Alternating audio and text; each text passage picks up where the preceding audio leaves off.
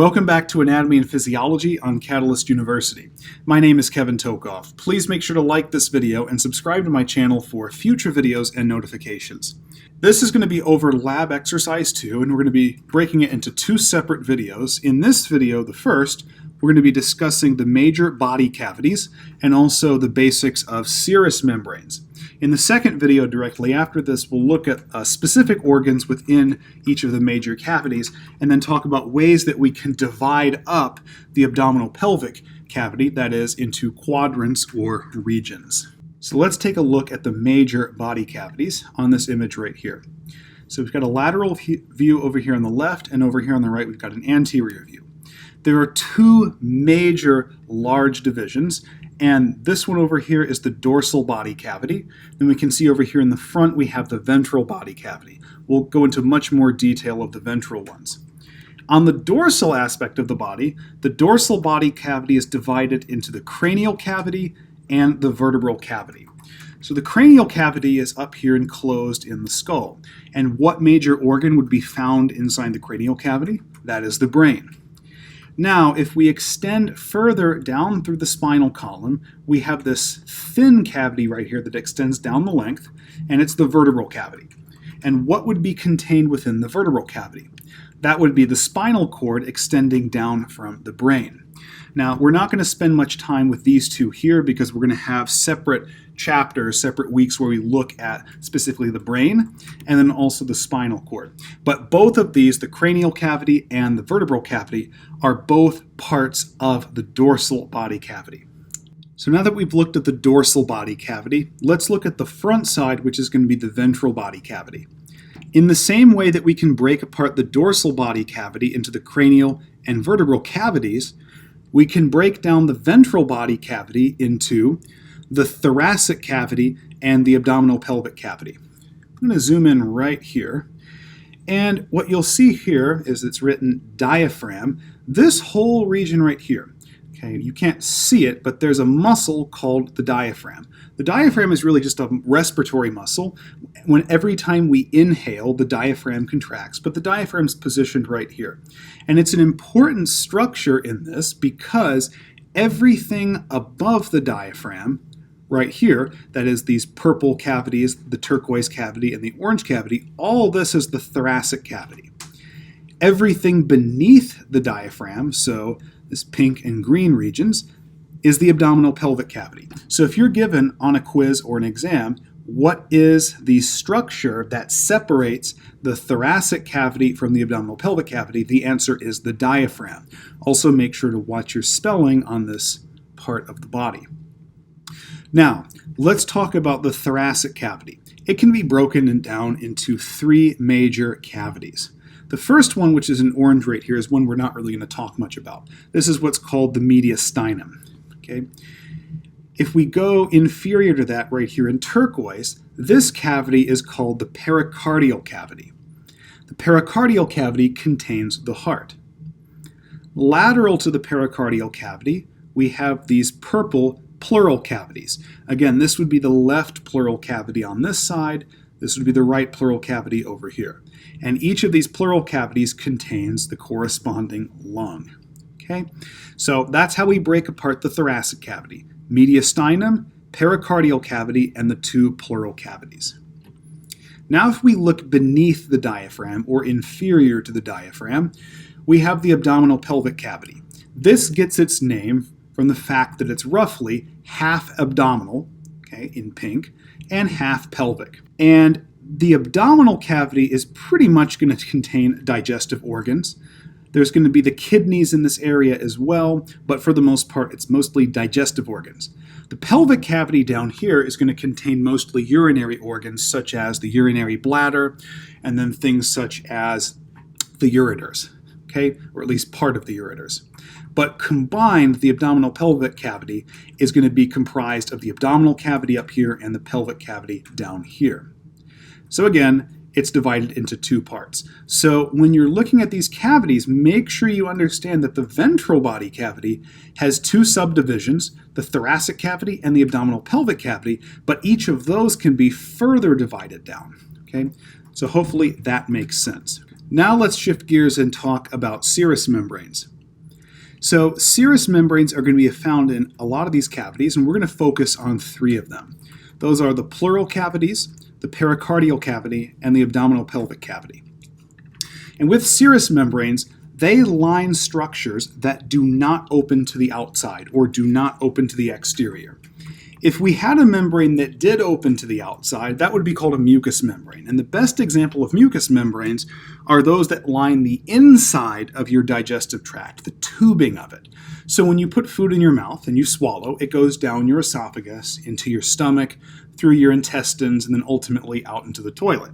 So obviously, if you're able to put food into that, and basically your excrement is able to leave that, they open to the outside. And so the inside, the interior of your digestive tract is composed of mucous membranes. Serous membranes do not open to the outside. The only way they could possibly open up is if you punctured them, and that's not normal. So these do not open to the outside. And they are composed of 2 layers always. That is a visceral layer and a parietal layer.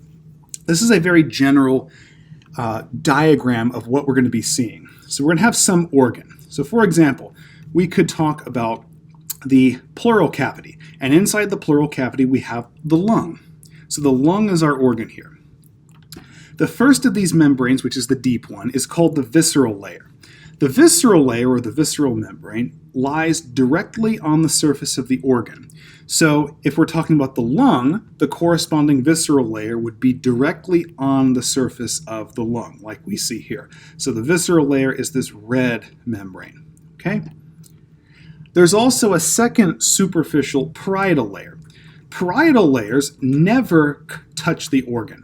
Only the visceral layer touches the organ. In fact, generally, the parietal layer is going to be lining the cavity wall. Okay?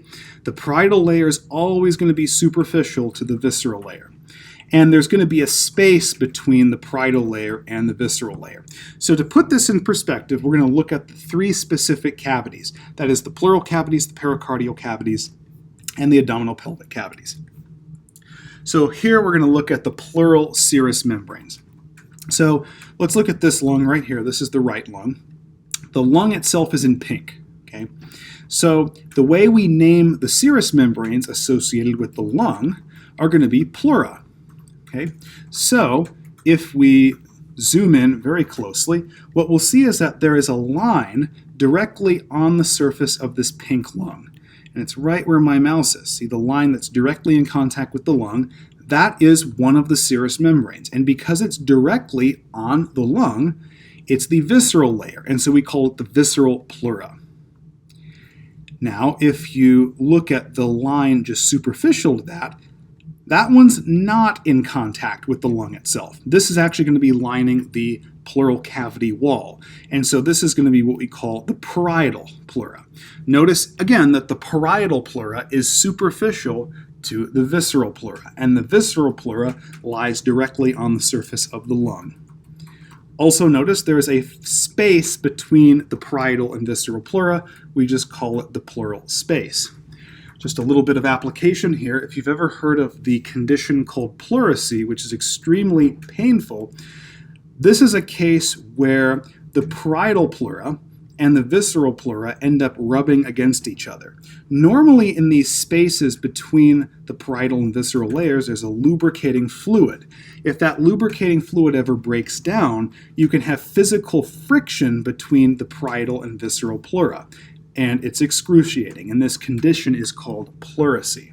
So hopefully that makes sense. What we're going to see for all the other cavities is there's going to be identical setups with parietal and visceral layers. Let's take a look at the pericardial serous membranes.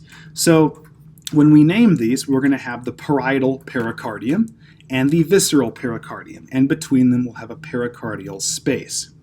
So the heart itself, here's the heart. We're going to be looking at just one small part of it. We're zoomed in right here. This stuff right here in red, this stuff that looks like ground beef, this meat-looking stuff, this is the actual heart wall. Okay? If you look at this membrane right here, this one is clearly in direct contact with the heart. So this would be the visceral layer, and we would specifically call it the visceral pericardium. Now this one right here, This one is clearly not in direct contact with the heart. It's superficial to the visceral pericardium, and so we're going to call it the parietal pericardium. There's also a space between the parietal pericardium and the visceral pericardium, which is aptly called the pericardial space, again filled with serous fluid. And again, you do not want this fluid to break down and for the parietal pericardium to rub against the visceral pericardium. That would be a different condition than pleurisy, but it would also be extremely painful. So these are the two layers associated with the pericardium, or the pericardial cavity. That is the parietal pericardium and the visceral pericardium. Now let's take a look at what we see in the abdominal pelvic cavity. So I'm actually going to go to this picture first. So in the abdominal pelvic cavity, we have digestive organs. Let's consider for a moment the small intestine. So the small intestine is going to be in this area right here. Now the small intestine is a tube. So we're just looking at one region of this tube right here. Now, the serous membranes in the abdominal pelvic cavity are called peritoneum. Okay? They're called peritoneum. In terms of the adjective, it's peritoneal, but peritoneum is the name of the membrane. This one right here in gray, that is directly on top of the outside of this tube, directly touching the outside of the small intestine, it would be the visceral layer, right? So it would be visceral peritoneum, right? Now this one all the way out here is going to line the abdominal wall, okay? This is not in direct contact with the small intestine nor any other organ, and so this would be the parietal peritoneum, all right? Now notice that there is a physical connection between the parietal and visceral layers, this connection right here. In the context of the abdominal pelvic cavity, this is called the mesentery, and we'll actually come back to this in the next video. But notice that you're going to have a connection here between the parietal and visceral layers.